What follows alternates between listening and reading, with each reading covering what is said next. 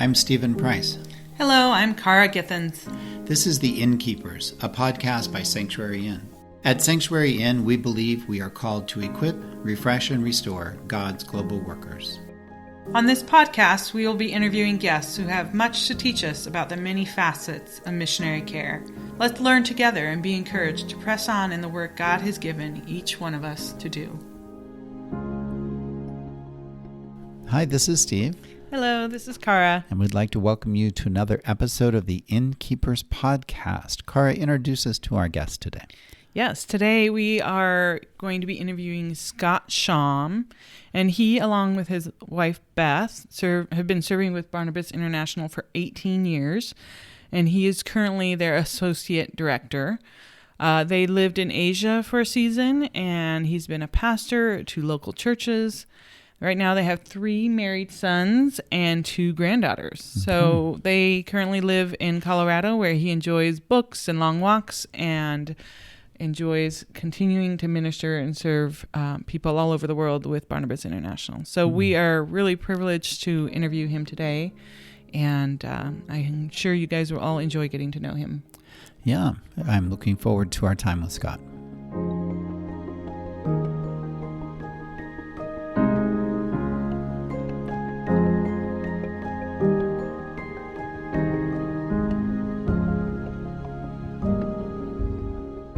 On today's Innkeeper podcast, we have the privilege to talk to Scott Shaum, and Scott's on staff with Barnabas International, and we're going to talk today about the whole area of Sabbath rest. Scott, would you just take a minute to introduce yourself to our listening audience and give us a little thumbnail understanding about Sabbath rest before we jump into it a little bit more?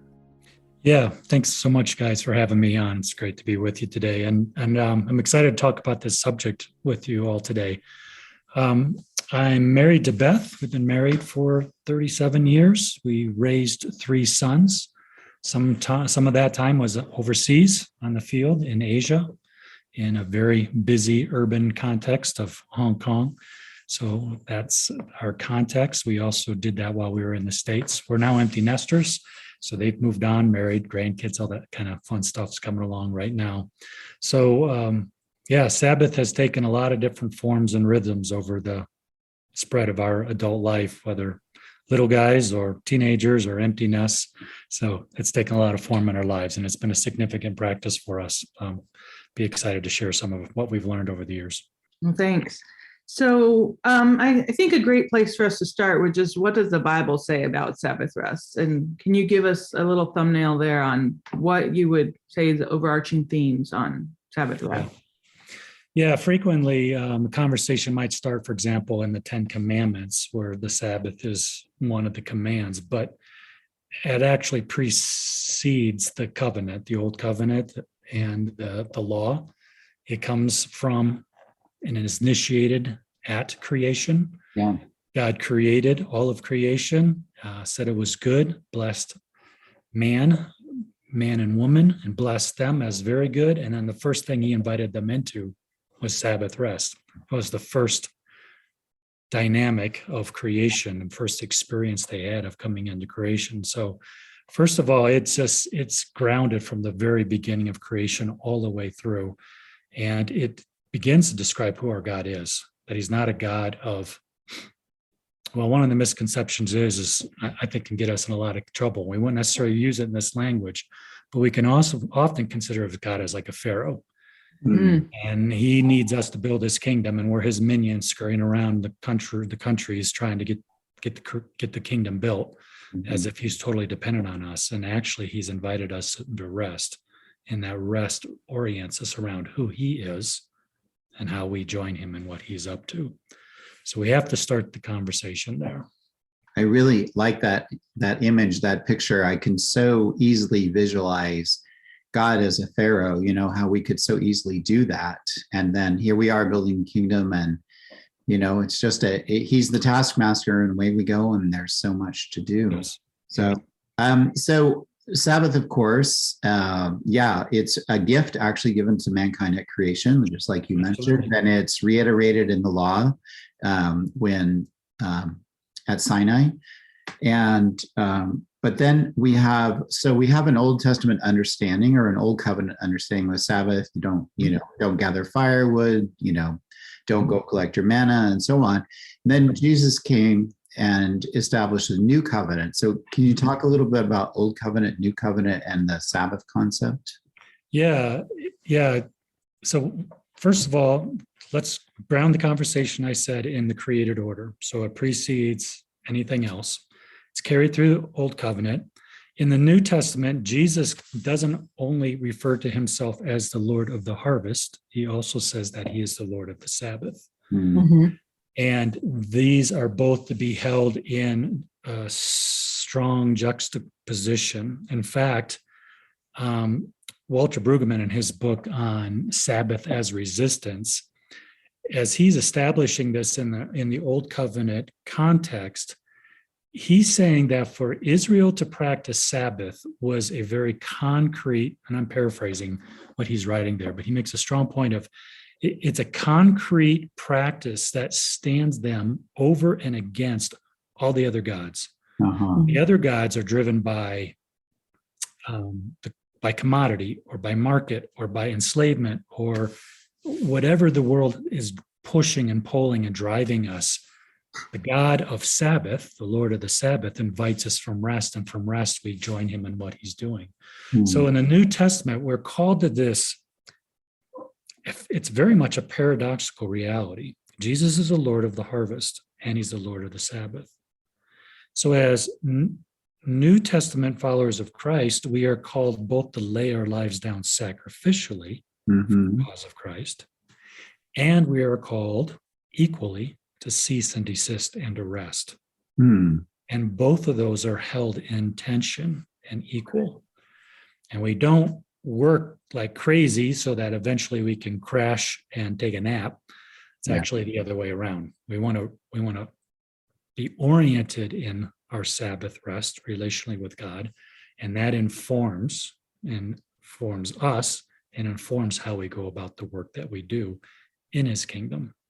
So that's something to consider on our own personal walks with God. How do I hold this idea that I am to live sacrificially and I am to live from rest, and to carry both of those well? Mm-hmm. There's a lot to mull over practically there. Yeah, as you were describing that, the thought came, rest coming first. And I do think that we flip it so often. And we do. I'm exhausted, so therefore I need rest, not rest. Therefore I can serve out of that rest. Hmm. Yeah, there's a very much a common philosophical outliving of life now. It's work hard, play hard. Yeah. Uh-huh. You work all week long, then comes Friday night. You can play hard all weekend long, and then back to work. And it really just exhausts us. And it's very much a consumeristic out life and getting all of you can out of life and experience and all that. Mm-hmm. But the ultimate purpose of Sabbath isn't so that it's not utilitarian in the sense of I got to rest so I can get more work done during the week. It is relational. Mm-hmm. So I'll refer back to Matthew 11 again. It's a well-known passage, but I want to start there. Our rest is a person. Jesus says, come to me. Uh-huh. So rest isn't just something we do. There are things that we'll do, and we'll talk about that in a little bit. But rest is a person. Mm. So this is relational. Father, Son, and Holy Spirit, the triune God, created rest, rested themselves, invited mankind, humanity, into rest with them. And it's all about relationship. This is an opportunity to grow in our intimacy. Isaiah 58 puts it this way. The last couple of verses of Isaiah 58 talks about delighting yourself in the Lord. Uh-huh. There's a good summary of what Sabbath is all about. Relational delight. Uh-huh. You said in your introduction, you said that in your life, Sabbath has taken a lot of different forms in your family life and married life. And so I think what I hear you saying is that Sabbath isn't a 24-hour period of time, on a particular day of the week anymore, but it is a necessary practice. Is that correct, or am I? Yeah, Steve, I would say both. Yeah. I do think it's important to actually designate a day. Okay. It doesn't have to be Sunday. Right. Be any day. Yeah. When I was on a pastoral staff, Sundays weren't going to work. So Monday was my Sabbath. Yeah. The idea there, though, is that there is a day by faith, I'm setting all that stuff aside, and I'm trusting that God's more than capable of navigating his kingdom while I take a day of doing something else with him. But it is also a posture.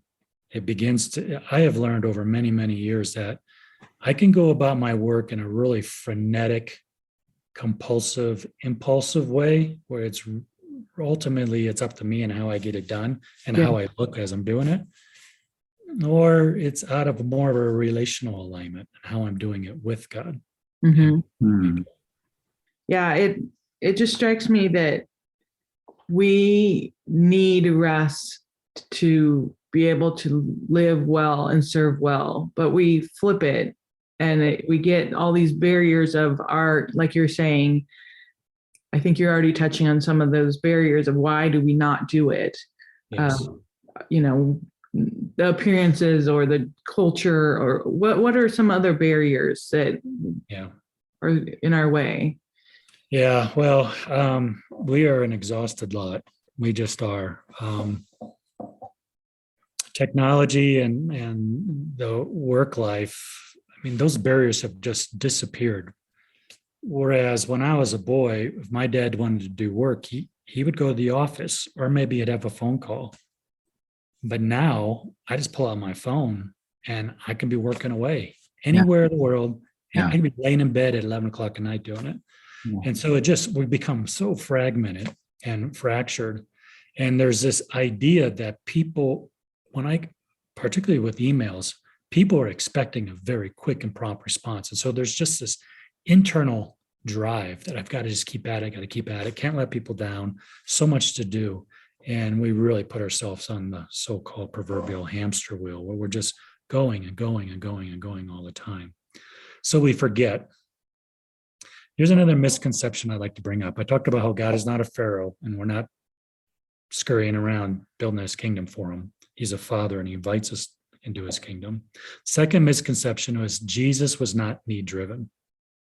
When Jesus was walking the planet, needs are not what determine what Jesus did on any given day, let alone any given moment. And if I might, I'd like to unpack that a little bit. Yeah. So, for example, John chapter 5. It's a great passage just to spend a little bit of time in. Start around verse 19, go on to about verse 30. Verse 19, Jesus says, the son does nothing on his own accord or his own initiative. He only does what he sees his father doing. The father loves the son and shows him what he's doing, and that's what the son does. So there's this relational dynamic going on here. If you look at those 10, 11 verses there, verse 19 to verse 30, pay attention to who takes the initiative and who responds. The father initiates everything, and the son receives and responds to everything the father's doing. So the father has life, and he gives life to the son to give to us. Father has authority, he gives this authority to the son. Father has judgment, he gives the judgment to his son. So everything's handed to the son. This is all about relationship. So it's often puzzling in the Gospels why Jesus shows up someplace and he heals one guy, but not the rest, or he goes to that village and not there. Yeah. There's something relational going on there, and it informs us. It wasn't the needs that determine what Jesus did, and cannot be the needs that drives us. Yeah. I mean, human trafficking, poverty, social breakdown, the needs are massive. And if we are dictating if we determine what our day is to be day in and day out based on the needs, we will die long before the needs are ever addressed. There has to be a reorienting point. You've been a missionary, you've been around missionaries, you're with missionaries all the time, and you know the pressure they feel internally and externally. Like we had this conversation on a recent podcast. Someone's paying me to be here. Yep. I have to do this. I'm compelled to do this because someone's supporting me, and this has to happen. And so to have the internal freedom to say no, in the long run, for everyone to be healthy and well, and for me to do this ministry longer than 6 months, a year, 2 years, even 5 years, Yes. I have to live my life differently. Yes. Yeah, absolutely. It's well said. Yeah, Jesus didn't only say that he doesn't do anything on his own initiative. John 15, he picks it up with the disciples and says, "You can do nothing without me." Mhm. And he beckons them, I'm in you, abide in me. My word is in you, abide in my word. My love is in you, abide in my love. This is all about relationship. The world really is not looking for a slick, smooth looking church machine. They want to see that, they can go to the Apple store or they can go wherever. And there's plenty of slick out there. What does it look like to walk with a living God in a world amidst of need? That's our opportunity to be the literal presence of Father, Son, and Spirit as he's living in and through us. I cannot lead other people to pastures that I've not been to myself. Yeah. This is all about relationship. Mm. That's what we have to offer to other people. They will know something's different about you by how you love, how you walk with me and how you walk with one another. Mm. And so Sabbath, it's not the end all, but it is a foundational starting point in this relational dynamic.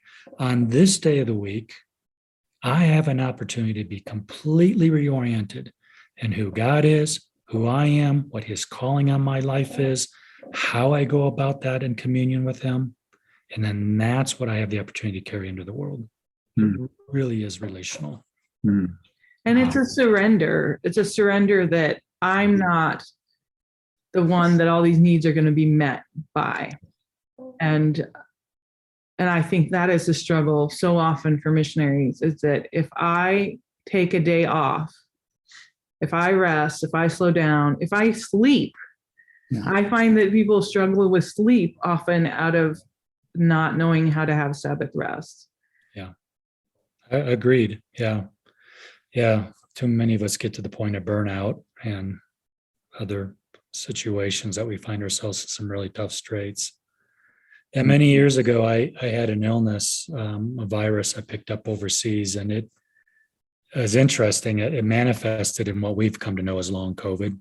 This post-viral infection just kind of disrupts multiple systems in our body type of thing, physical fatigue, mental, cognitive fatigue, neuropathy, all kinds of things. I was experiencing all that. Wow. And it was literally a time when the Lord took me off into the wilderness with him. And it was to learn some of these hard lessons that I needed to learn at that stage of my life. It was a loving act on his part to set me aside. It was terrifying in the moment. I hated it. I was angry. My life was, I just felt like I was coming unglued on every seam of my life. And yet, when I look back now, close to 15 years later, I realize he was seeking to teach me a different way about going about this calling he has on my life. I still am called to lay my life down for other people. Yeah. Without wanting to be cliche-ish, what's the life I have to lay down? Mm. Am I just exhausted? Are people just getting a thin, exhausted, anxious, fearful version of me? Mm-hmm. Or are they getting a version of me that truly is welling up with the streams of living water? Wow. Yeah. Yeah, I just feel like we need to stop and pray about right now. But anyway, so someone's wanting. So you're talking with someone, you're encouraging them, you're helping them make some steps towards this Sabbath rest. Yeah. I almost get the feeling that the first step is rather than a physical, hey, put a date on your calendar. I think the first step is surrendering your heart and saying, God, I recognize the fact that you created the world in 6 days. You took a day to rest. You can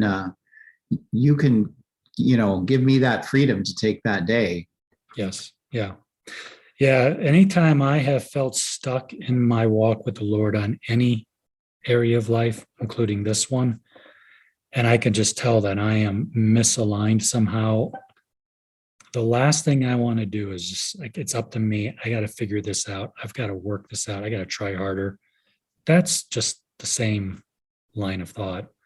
I stop and I say, all right, Lord, I feel way off the path right now. I need you to literally take me by the hand and show me the way forward. He, part of the sanctification process is him teaching us his ways. There is a way to walk in the world that is the Jesus way. Yeah. And he has promised that he will teach his children his ways. So I ask him to do that. And that's a submissive act, a dependent act. I do ask him. Now, it usually isn't as fast as I'd like it, but he does do it. He does do that. Okay. So that's a first starting point, is to have that heart-to-heart conversation. I think you're right. What would be some next steps that you would suggest? Sure. Someone who wants to implement this in their life. Right. Yep. First of all, no legalism allowed. Let's get that out. Okay. So no legalism. There's not the right way to do it. You got to do it the right way. So experiment a bit. So like I said, when we had little boys in the house, I mean, we had 3 sons. It can be pandemonium on any given moment. Yeah. So what does Sabbath look like then? Well, I can start getting into all kinds of practical things, but we did pick out our day. For us at that time, it was on Saturdays. And one of the things that Beth and I decided to do is we didn't want to be cooking on that day. So we did a meal ahead of time, had plenty of leftovers. So it was just quick, pull it out, heat it up type of thing.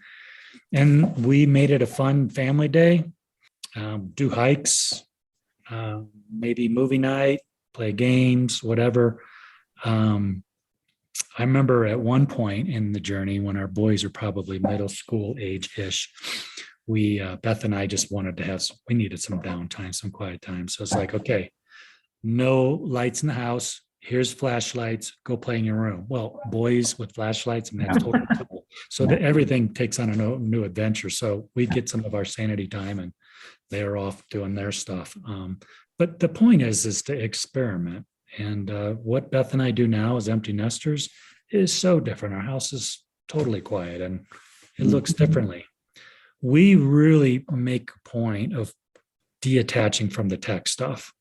I just think that's so important. We're far more addicted to our screens. I just find myself compulsively pulling my phone out and looking at it without even thinking about it. I don't even know why I'm looking at it. I'm just doing it. And so set it aside. Don't dabble. So I'm not peeking at my email. Yeah. I remember several years ago, I found that I would watch sporting events during the day. And I get to the end of the day, I was like, gee, that wasn't restful. So what is it that's going to allow me to be rested and realigned? That's different for everybody. Yeah. Point is to find out what that is and begin to experiment with it. Yeah. And there's some challenges. I mean, if you live in a small apartment, a densely packed urban area, how do you get away? I don't know what that looks like, but just encourage a lot of creativity and experimentation there. The point is relationship. Right. Yeah. Yeah. I have talked with guests that have come stay here at Sanctuary, and single women living in, maybe a closed access country, and they don't have the ability to go out and go for a run or go do things that they would normally do that's restful and rejuvenating. So it's taking brainstorming, and absolutely. Some it's like sitting and doing a puzzle, or some it's finding a way to just journal or music or things, and really having to think out of the box and finding. It is in some settings internationally, it can be very challenging. And just want to acknowledge that it can be very challenging. But if it is all about relationship, then what are some creative ways to foster that? Right. For yourself and others. And maybe with a single man or woman on the mission field, they may want, maybe it's possible for them to pair up with someone and say, hey, let's do this together. Let's take a Sabbath. Let's find something that's life-giving to us. Yeah. And sometimes it's easier to do something in 2s or 3s as opposed to just a single person going off and doing something. But exactly.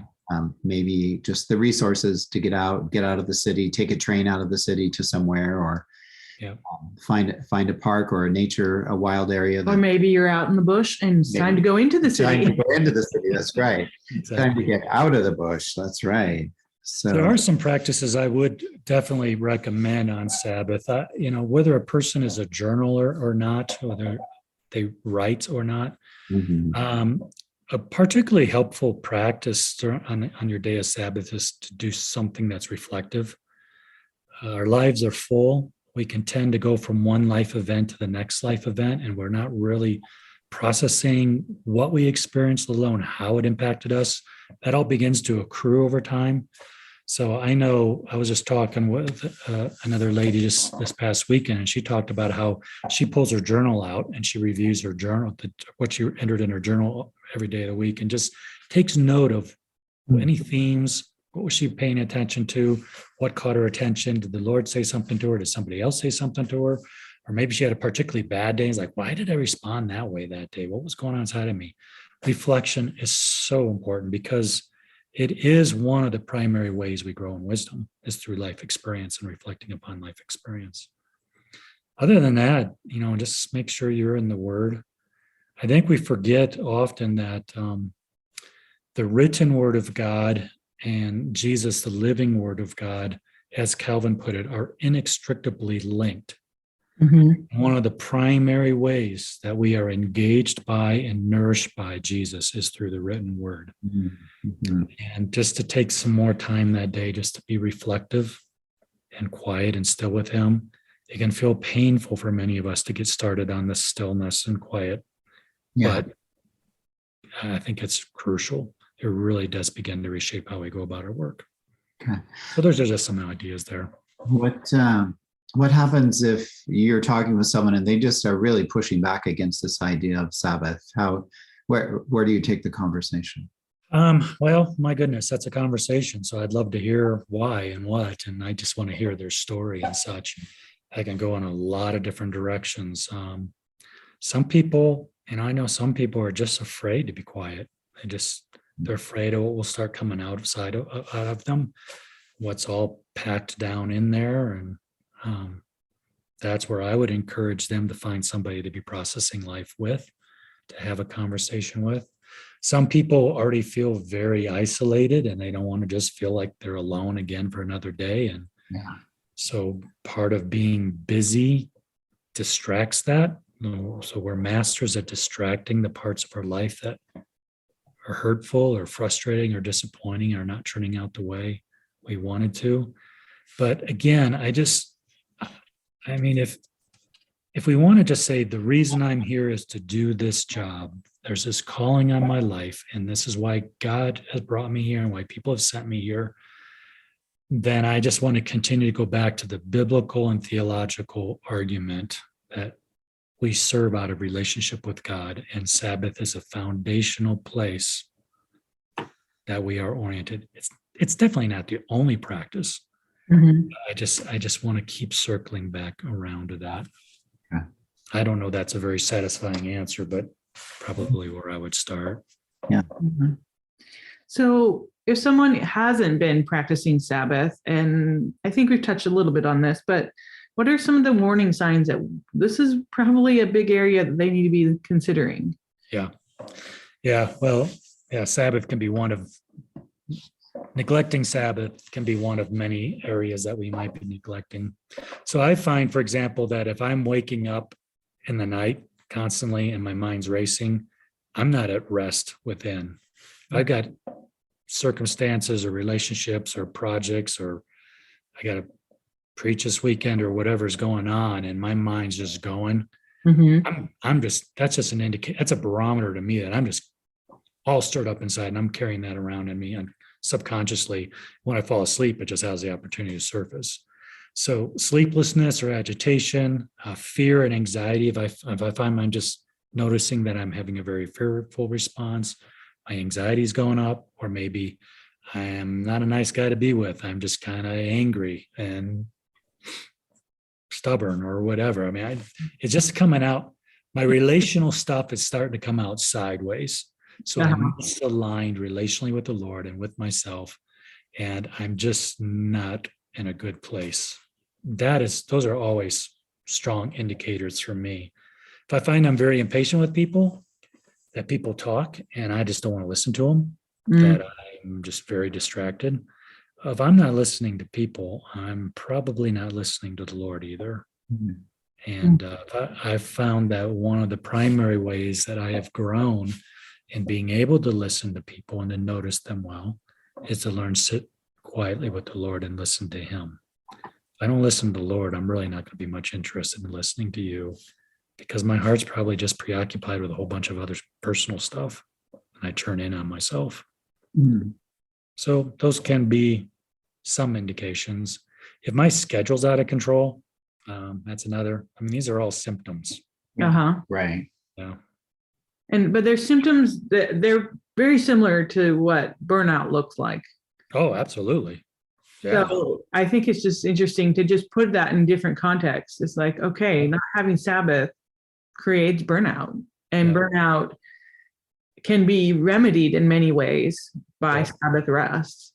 Yes. And I think so often we forget that there has already been given a remedy for this illness that we have in our lives. Yeah. As overworked missionaries often, or caregivers of any kind.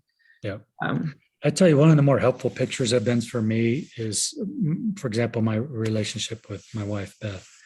If I'm taking her, I don't take my wife out to dinner on a date just to get myself out of trouble, to try to convince her to do things my way, to try to get her to respond to me, that type of thing. It's an opportunity for me to be with her relationally. Let somebody else cook dinner. Let somebody else clean the plates. Yeah. We can just talk. Yeah. I find Sabbath is very much like that. It's an opportunity just to be with the Lord, to catch up, so to speak, to share your heart. And really, I have found it has been the primary training place for me to learn how to walk in communion with Lord when life does get very busy, because life can be very seasonal. This is a busy season, Yeah. and this might be a little bit of slower season, Mhm. but I want to have kind of a normalized pace of walk with God, whether it's a very full time of life or a little bit less full time of life. I myself would like to be able to maintain a level of intimacy with the Lord that I'm just carrying with me into whatever life is dishing out. Yeah, that is a helpful analogy. That, in marriage, we seek to maintain that relationship. And if you don't maintain it in normal ways, regular ways, don't be surprised if it's not working out, That's right. That's right. Yeah. So, yeah. Do you have any, well, I know you can talk a little bit about your own life and your journey into Sabbath, but is there someone that you know or you've spent time with that you've been able to kind of nudge them that direction? And have you seen someone take this up and they, what have they said to you and so on? Oh, yeah. Dozens of conversations. Yeah. I mean, anything from somebody who's on staff at a local church to somebody who's living overseas. I have found that, again, I just want to keep taking this back to the relational dynamic. It's so easy for us to try to commodify this, that if I do the right stuff, then I'll get the right stuff. Yeah. I do this, I get that type of thing. Yeah. And I just want to, I find that people who are practicing Sabbath, really setting aside all the elements in their life that fragment them and distract them, and are living intentionally, I find that they listen well, they're more joyful, they're more at ease at the work that they're at, they're doing better work. I just experience them very differently than the person who is consistently overextended, tired, distracted. They feel like they're fragmented. Mm-hmm. I think if I sit down with the person and I just watch and listen to them, there's a qualitative difference about who they are and about how they're going about what they're doing. Mm. And I have been with teams in certain parts of the world that have gotten in so deep in some of the most, human trafficking and doing some amazing life-changing work. And they have gotten in so deep that they're self-medicating. They can't sleep. They're depressed. And many of them aren't even making it on the field 2 years. Wow. They are just completely medically, psychologically, emotionally done. And that I personally want to avoid. I want to keep growing deeper and walking well for decades. Yeah. And I think there's a lot more opportunity for influence in that. And I think that's what the world's looking for anyways. Yeah. Yeah. To allow the living God be present in and through us. Yeah. And I think going back to earlier in the conversation, when Israel was given the Sabbath and they lived in the, with the surrounding nations, it was a testimony to the fact that our God is going to care for us. Yes. That we don't have to do everything that we would normally do on that day. We're going to set it aside because it's a practical expression of God's care. Yes. And ultimately, he's responsible for everything we're doing anyway. And so that, we just in God giving us the Sabbath, he's given us the freedom to step aside from a regular, ordinary day. Yes. That's full of worries and concerns. He's given us that privilege just by the institution of the Sabbath. Absolutely, Steve. You said that well. Yeah, this really is an act of faith. It is a step of faith that the kingdom's going to go on without me. Yeah. Even after I die, the kingdom's going to go on. The organization I'm with is going to go on. The kingdom's going to go on. The church is going to go on. It's all going to go on. And so one day a week, in faith, I step aside. Yeah, you're right. So if someone wants to kind of learn more about this whole area of Sabbath, what are some resources you might have for them? Yeah, there's a lot out there. I mean, I'm sure there's some great podcasts and such out there by different authors and such, but some books that I would recommend. A.J. Swobod has a great book, Subversive Sabbath. It's a very, very comprehensive book. He talks about not only the implications personally, but also what would be the implications if God's people took Sabbath on the economy, creation. It's quite an impressive work. Lynne Baab has a book. Her last name is Baab. She has a book called Sabbath Keeping. And one of the things I like about her book is that she and her husband lived in, I think, Tehran for many years. Then they lived in Tel Aviv for some years. And then when she wrote the book, she was in the US. So she was in these different cultures. So in the Islamic world, where the holy day was on Friday, and then Israel on Saturday. And she learned from these cultures, and she kind of brings what she learned culturally and practically to bear. So I think she has some great ideas in there and some real good lessons. Mark Buchanan's book, The Rest of God, is a great book. Goes a little bit, even delves a little bit more deeper than Sabbath. And if you want to get into a little bit more biblical theology framework, Walter Brueggemann's book, Sabbath as Resistance. Not a super long book, but there's some good dense reading in there for you to challenge you. Some good resources there. A lot of other ones out there as well. That would get you a start. Thanks. We're always looking for ways to equip our listeners to kind of take these topics and run with it and learn and grow. And so thank you. Yeah, absolutely. Yep.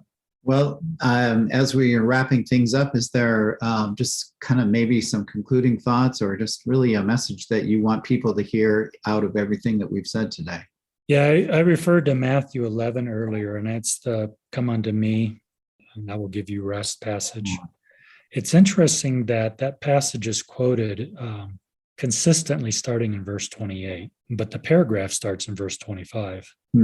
And in this passage, if I could read it to you, verse 25, Jesus says, "At that time, Jesus declared, I thank you, Father, Lord of heaven and earth, that you've hidden these things from the wise and understanding and revealed them to little children. Yes, Father, for such was your gracious will. All things have been handed over to me by my Father, and no one knows the Son except the Father, and no one knows the Father except the Son, and anyone to whom the Son chooses to reveal him to.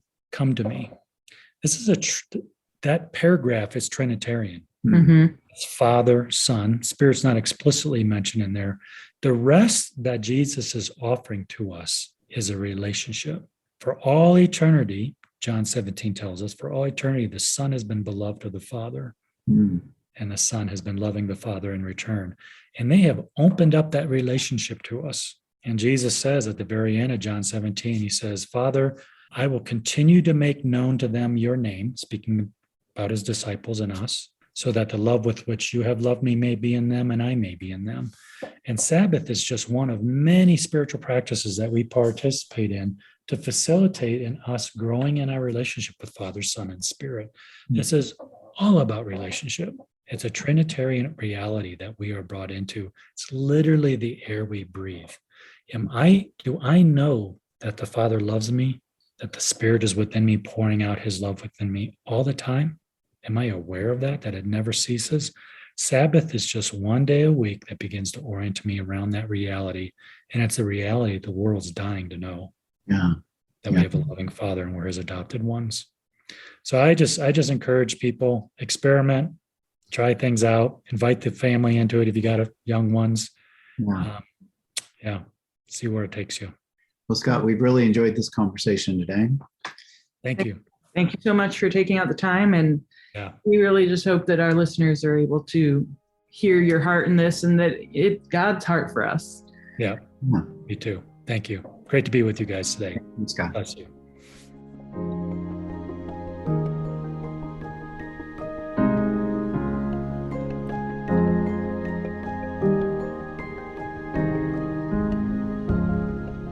Wow, the whole topic of Sabbath rest, that's pretty challenging. Tell me what you took away from today. I just really love how Scott was sharing with us how foundational the relationship with God is in the whole conversation, and that it's our dependency on Him is really what Sabbath rest allows us to cultivate. Yeah. So, how about you, Steve? Yeah, he just kept coming back to relationship, and it's the relationship between God the Father, God the Son, and then our relationship with God the Son as we, walk in that relationship, learning about resting and ministering and realizing that there is an allowance. There's an allowance for us to stop and to rest. I think it's great. It's just a great reminder that God is God and we're not. We're not, yeah. And so we just hope that you who are listening and serving wherever God has you serving, that you are encouraged to really find a way to build the rhythms of rest into your life. Yeah, and we recognize that there's a lot of pressure to be busy. And especially if you come from North America, it just is, it's the water that we drink every day is that water of just be busy. How productive can you be? And God is actually less concerned about that. He's more concerned about our relationship with Him and having that long-term relationship. Yeah. So we hope this just spurs you on in that. And I hope that you are blessed. And this is Steve. This is Kara. Thanks for listening. Thank you for joining us for the Innkeepers podcast. Our mission at Sanctuary Inn is to equip, refresh, and restore God's global workers. We hope today's podcast was an encouragement to you, or maybe the podcast you heard today, you've been prompted to pass this along to someone you know that could benefit from today's conversation. Creating a podcast is a team effort. Kara and I prepare and do the interviews, and we're grateful for the time that our guests give us out of their busy lives to help us learn more about missionary care. We want to thank Tim Downing for the music he wrote and performed for the Innkeepers podcast. Tim is a very talented musician, and you can find out more about Tim at downingkeys.com. Our podcast is edited by Javier Bolanos, and our website and show notes are prepared by Micah Githens, my amazing husband. You can visit the Sanctuary Inn website to see more of Micah's great work at sanctuaryinn.org. Thank you for joining us on our journey to learn more about missionary care.